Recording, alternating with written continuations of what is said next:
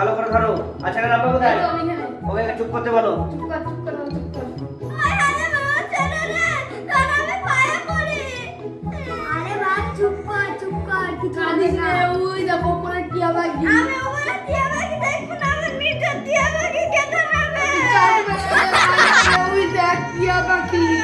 বলো বাবা, তোমার বাবার নাম কি? লা ইলাহা ইল্লাল্লাহু মুহাম্মাদুর রাসূলুল্লাহ। ওই বাবা দেখি, ওই তো কিছুই হলো না। বা খাতনা হচ্ছে একটা পদ্ধতি যার সাহায্যে লিঙ্গের অগ্রভাগের অপ্রয়োজনীয় অংশকে কেটে ফেলা হয়।